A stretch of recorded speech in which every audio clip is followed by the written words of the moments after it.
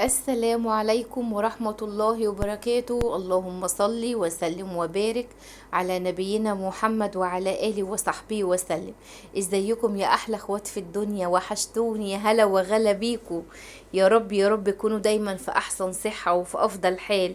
النهاردة بقى فيديو جديد وروتين جديد وشمس يوم جديدة، ويلا بينا نسمي الله ونصلي على الرسول ونشوف احنا هنعمل ايه. بس قبل ما هبدأ ما تنسيش اختك ام مازن في لايك حلو كده من ايدك الحلوه، ربنا يا رب يحسن ما بين ايديكي. حطي اللايك لاختك ام مازن وتعليق حلو منك، فضلا وليس امرا، واشتراك في القناه لو لسه ما اشتركتيش عشان كل ما انزل حاجه تجيلك على طول. بص حبايب قلبي، قبل ما هبدأ هقول بسم الله الرحمن الرحيم. بسم الله توكلنا على الله، ولا حول ولا قوة إلا بالله العلي العظيم. ربي أسألك أن تطرد يا رب العالمين من بيوتنا ومن قلوبنا كل طاقة سلبية وكل حزن وكل ضيق.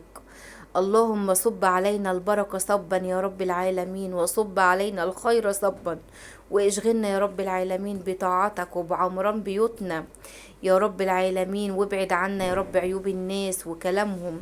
ارزقنا يا رب العالمين قلوبا مطمئنة، لا يهزها كلمة ولا نفس ونفس راضية بقدرك وقضائك يا رب العالمين. منورين يا احلى متابعين لقناة وصفة سهلة مع ام مازن. بجد بجد وحشتوني من الفيديو اللي فات لفيديو النهارده بقى انا جايه لكم بروتين، بصوا ضرب نار. وبعدين هتكلم معاكم كلمتين كده من قلبي، يا رب يا رب. يعني الكلمتين اللي هقولهم دول كلمتين من القلب والله، وبإذن الله يوصلوا للقلب على طول، لان هم خارجين والله العظيم من قلبي. انا هقول لكم يا بنات ان انا جاية ارجع معاكم صحتنا النفسية اللي هي اتدمرت بجد بسبب كلام الناس. فانا جايه اقول لكم ازاي انا الحمد لله وبفضل الله انا قدرت ان انا اتخطى المرحله بتاعه كلام الناس دي. بصوا انا قفلت وداني تماما، هقول لكم على كل تفصيله يا بنات انا عملتها، كل تفصيلة انا عملتها. نشرب بس فنجان القهوة ده مع بعضينا كده وناخد نفس عميق وتشوفوا بقى انا ايه اللي عملته. انا جاية النهاردة وجايبه لكم السر اللي خلاني اعيش مرتاحة البال بعد وحياة ربنا يا بنات سنين سنين كنت دايما انام معيطة ودمعتي على المخدة بسبب كلمة قالت لي، بسبب موقف حصل لي. والله العظيم يا بنات كنت اشيل واحط في الموقف في نفسي وفي صحتي. زمان كنت اي حد يقول لي كلمه خدها على اعصابي واقعد اعيط.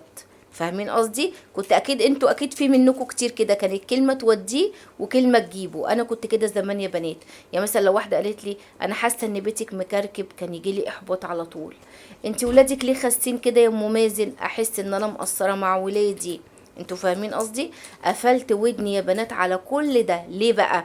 عشان هقول لكم دلوقتي وانا بنشر كده معاكم هقول لكم على انواع البشر اللي بيدمر فعلا البيت وبيدمر صحتك النفسيه. واول نوع ده بالذات يا بنات ده ممكن يكون اقرب الناس ليكي وانت مش واخده بالك. اهدوا بقى كده عليا شويه، هنشر الغسيل دوت وهقول لكم عشان ندخل في الموضوع على طول. لان النوع ده من البشر بجد صعب جدا يا بنات بجد. اول نوع يا بنات ان انا بقيت اطنش كلامهم وما يدخلش دماغي اصلا. ليه بقى؟ لان النوع ده نفسيته مسمومه. ده انا بسميه صاحبة النفسية المسمومة. عارفة اللي هي داخلة ليكي بيتك كده وداخلة تكلمك في يعني في صورة ملاك. عارفة ان هي ملاك تقولك يا حبيبتي انتي تعبانة، انتي شقيانة كده ليه، وانتي جوزك مش مقدرك، يا عيني ولادك لبسهم بسيط ليه كده ليه. دي على فكرة دي مش بتنصحك، دي بتضحك عليكي، دي بتضحك عليكي، دي بتنزع الرضا من جواكي، بتشيل الرضا كده من جواكي، بتزرع الشك في بيتك، بتزرع الشك في بيتك. كانت تخش لي كده يعني مثلا جاره مثلا في السكن القديم بالذات يا بنات والله، لان انا كنت لسه انا متجوزه يعتبر صغيره يا بنات. فكانت كلمه توديني وكلمه تجيبني. اي حد يقول لي حاجه كنت اعيط وعايزه اقول لكم ان في بعض الناس يعني نجحت فعلا بالفعل ان هي تهز ثقتي النفسيه وتخليني مش احسن حاجه في ثقتي النفسيه. فاهمين قصدي؟ بس عايزه اقول لكم ان انا على ما وصلت للمرحله اللي انا بكلمكم فيها دي، وحياة ربنا الحمد لله بفضل الله انا ست دلوقتي عامله لبيتي وولادي هيبه، عامله للقصر بتاعي هيبه، وانا الملكه بتاعه القصر ده طبعا بعد ابو مازن. فاهمين قصدي؟ بس عارفه ما حدش يقدر اصلا ان هو يتدخل في خصوصياتي، ان هو يتدخل في تربيتي لولادي، ان هو يقول مثلا كلمه لولادي، مفيش الكلام ده. بس عايزه اقول لكم على ما وصلت للمرحله دي انا دفعت من صحتي، وحياة ربنا يا بنات دفعته من صحتي، لان كانوا بيتقال لي كلام كتير قوي قوي والله، ومن اقرب الناس على فكره يا بنات. الكلام المؤذي ده كان بيجي من اقرب الناس، من صاحبه، من جاره، انت فاهمه قصدي؟ فكانت دايما لما يقولوا لي كده يزرعوا الشك جوايا، يخلوني دايما مش راضيه. ويا عيني بقى زعلي وغضبي كله كنت بعمل ايه بقى؟ كنت بطلعه على العيال. والله العظيم يا بنات غضبي وزعلي كله من الموضوع اللي اتقال لي. يعني عيالي بيبقوا ما عملوش حاجه وانا يعني اطلع زهقي، العيال يكلموني اللي هو متعصبه على طول، متنرفزه على طول، طب امشوا دلوقتي. انتوا فاهمين قصدي؟ فعلا نجحوا ان هم يهزوا ثقتي النفسيه. والله العظيم يا بنات انا هقولك انا عملت ايه عشان اوصل للمرحله اللي انا فيها دي. بس انا عايزه اقولك ان دي اول نوع من البشر اللي هي بتخش لك في صوره ملاك كده، دي نفسيتها مسمومه وعندها نقص، وجايه تطلع نقصها فيك انت. اما بقى يا بنات النوع التاني، انا على فكره لما بقيت اشوف النوع الاولاني ده والاقي، لان في برضه بيحصل لي مواقف زي يعني زي دي دلوقتي، بس بفضل الله انا دلوقتي انضج من الاول بكتير. يعني لما بلاقي واحده داخله لي بقى في صوره اللي هو الملاك ابو جناحين، او ما انا على طول اقول يا رب اجعلنا مستورين، واقفل ودني تماما عنها، تماما لا عايزه اسمع منها ولا احكي معاها. انتوا فاهمين قصدي؟ عشان ما اقعدش اشيل ذنوب وخلاص، وفي نفس الوقت يعني هشيل ذنوب وفي نفس الوقت هتتعب لي نفسيتي. طب وانا على ايه؟ ده النوع بقى اللي هي النفسيه المسمومه. النوع التاني بقى يا بنات دوت اللي هي ايه، بتقعد كل شويه تنتقدك في كل حاجه.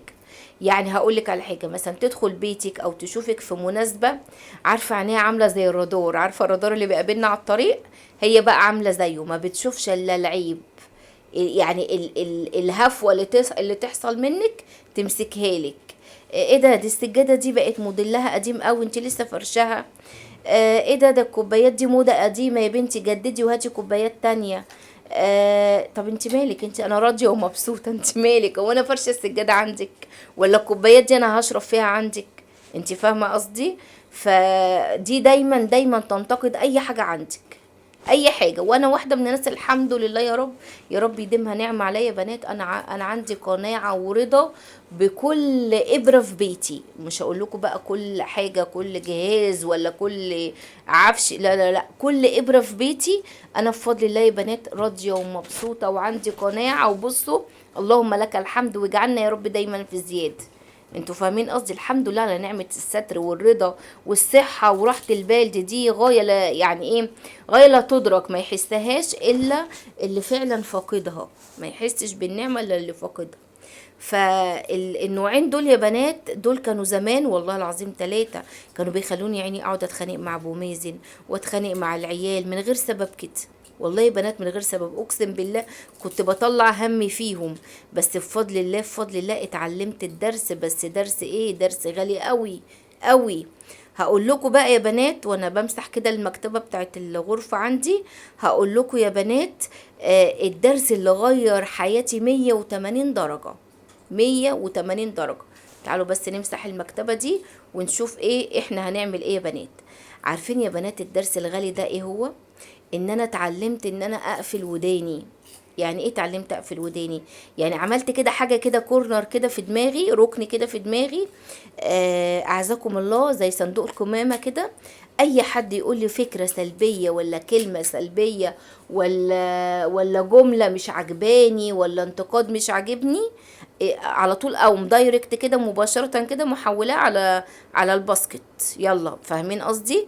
اللي هو ايه، اقلب على طول اللي بعده. انتوا فاهمين قصدي؟ ما بقتش انتبه ولا اخد ودي في اي حاجة تهز ثقتي النفسية او تغير مودي، بمعنى اصح او تغير مودي. الفكرة دي يا بنات بجد بجد ريحتني كتير. الكلمة اللي احس ان هي هتبنيني وتديني بوزيتيف وتديني طاقة وتديني باور ان انا اكمل، اهلا وسهلا بيها وتتشال على الراس. اما الكلمة اللي تكسر مقاديفي ومقاديف بيتي، دي على طول برميها في الصندوق، ما بفكرش فيها ثانية ثانية، بس ببقى عارفة هي جاية منين وطالعة ازاي.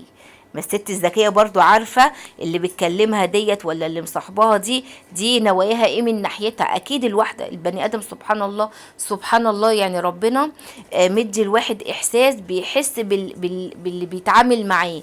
يعني انا واحدة من الناس لما حد بيكلمني او حاجة، انا سبحان الله ببقى حاسة اذا كنت انا فعلا مرتاحة للمكالمة دي، ولا مرتاحة للزيارة دي، ولا مرتاحة للنزولة دي مع البني ادمة دي ولا لا. عارفين لو مش مرتاحة تلاقيني متجاهلاه تماما تماما. تعمل بقى تيجي تتصل تكلم عيالي مثلا تقولوا فين ماما، مفيش الكلام ده خالص. سحبت نفسي من اي حاجة هتديني طاقة سلبية ولا تكسر مقاديفي بناقص منها يا بنات. عارفين انا بقيت اقول لنفسي ايه؟ والله العظيم يا بنات الجملة دي انت لو قلتيها لنفسك هتفرق معاكي كتير قوي. قولي هو اللي بيتكلم الكلام دوت ماشي، اللي بيقولك الكلام السلبي اللي بيكسر مقاديفك ده، هتيجي تدفعلك مثلا وصل الكهرباء ولا وصل المية ولا وصل الغاز؟ هتيجي تقف مكانك تغسل وتطبخ وتنظف وتشوف طلبات البيت؟ هتيجي تشيل عنك لو انت تعبتي ولا مرضتي بعد الشر عليكي؟ لا، صح. محدش بيشيل مكان حد ولا حد بيمسح دمعة حد، ما يمسحش دمعتك الا ايدك. يبقى كلام البني ادمة دي او الشخص ده ملوش تمن خالص بالنسبة لي خالص. عيشي يا حبيبة قلبي ببركة ربنا، ببركة ربنا. الست اللي بتسمع لكل كلمة من بره، والله يا بنات الست اللي بتسمع لأي كلمة بتجيلها من بره بيتها بيتهد من جوه، بيتهد. ليه؟ بتدخل بقى في كلمة ايه، اي مضايقة بتأثر عليها بالسلب، وبالتالي بينعكس على بيتها وولادها. انتوا فاهمين قصدي؟ فبقيت لما اي حد يقول لي كلمة تضايقني، عارفين بقى والله العظيم بقيت ارد برود رهيب يا بنات. عارفين الرد اللي بيفرس اللي قدامك ويخليه ما يعيدش الكلام تاني؟ هو انا بقيت اعمل كده يا بنات. عارفين ساعات الكلام ده بيجي بالناس قريبة مني، الناس قريبة، واللي هو عيب ما ينفعش ان انا يا بنات اكسفهم ولا ينفع ان انا ارد عليهم، صح. ساعات ناس قريبين منك وغاليين عليكي بس بتطلع كلام منهم كده، انت في بيضايقك الكلام ده، بس للاسف مش هتقدري ان انت تردي، مش هتقدري. فاهمه قصدي؟ فالكلام ده لو جاي من حد قريب منك، الحل بقى هنا يا بنات ان انا بحط لنفسي حدود. ازاي؟ يعني انا بحبك وبحترمك، بس تفاصيل بيتي وحياتي دي خط احمر، دي خط احمر. لو اي حد اتدخل في تربية عيالي او قايله بضحكة كده بسيطة، معلش يا جماعة معلش يا جماعة، انا اللي بربي ولادي، انا اللي بربي ولادي يا بنات، وبربيهم بطريقتي عشان يطلعوا ناشفين شوية. انتوا فاهمين قصدي؟ طب لو حد انتقد اكلي او بيتي، والله اكلي عاجب العيال وابوهم بيموتوا في اكلي ودي طريقتي. بقفل الباب يا بنات بضحكة كده بسيطة وبلطافة وبأدب، بس بحسم في نفس الوقت، بحيث ان محدش يتطرق تاني يا بنات ان هو يتدخل في اللي ملوش فيه. ما تسمحيش لحد يربي لك عيالك ولا حد يمشي لك بيتك. انت فاهمه قصدي؟ الست اللي بتسمح لحد يعمل لها كده بتبقى متداسه. اما الست اللي بتعمل لبيتها هيبه، محدش بيقدر يجي ناحيتها خالص يا بنات خالص. يا رب يكون كلامي لمس قلوبكم ويكون عجبكم. بتمنى لكم الخير كله يا رب العالمين. ما تنسوش اختكم ام مازن في لايك واشتراك للقناه وشير للقناه عشان القناه تكبر. واخر كلامي ان الحمد لله رب العالمين.